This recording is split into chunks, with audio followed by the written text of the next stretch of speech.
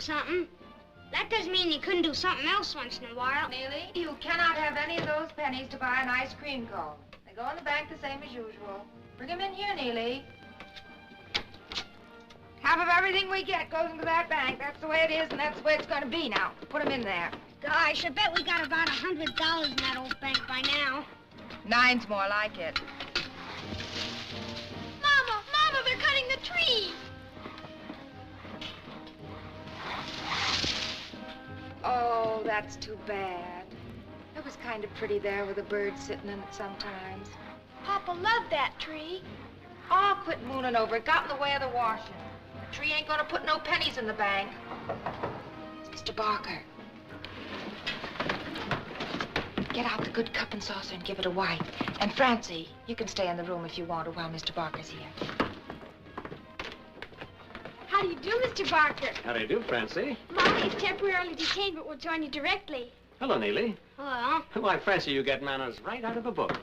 And company or no company, Mrs. Nolan always looks the lady. You should see some of my people, even ladies with husbands that work steady.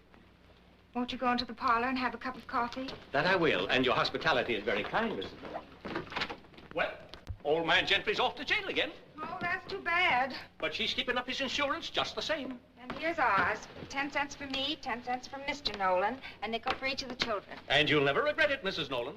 A fine funeral for every member of the family, heaven forbid. And now your weekly receipts, Mrs. Nolan. Now, there's one party, not far from here, I wouldn't like to say who, that didn't get no receipts this week. And naming no names, I will say that it's a family that the angel of death has marked on his invitation list, heaven forbid. Henny says his sister's got one foot in the grave. Neely. It'll mean Potter's Field, most likely. Thank you, Francie. Well, that's what people get. Wasting good money to give her dresses instead of insurance. Dresses that'll last longer than she will.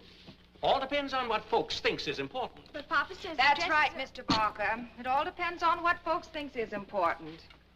Oh, and how is Mr. Nolan? Is he working or not working? Some tell me one thing, some another. Of course, I don't listen.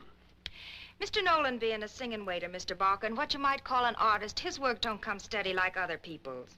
But I'm sure you'll remember when you talk to folks that the Nolans have always paid their insurance on the dot. Oh, you surely don't think I go around spreading gossip about my clients, Mrs.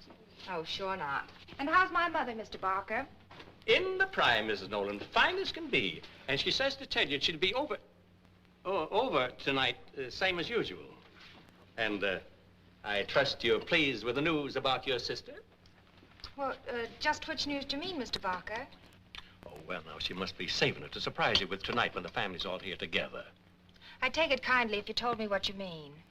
Well, I trot around, same as usual, to collect her weekly dime, and what do you think happens? Well, sir, she gives me 2 dimes.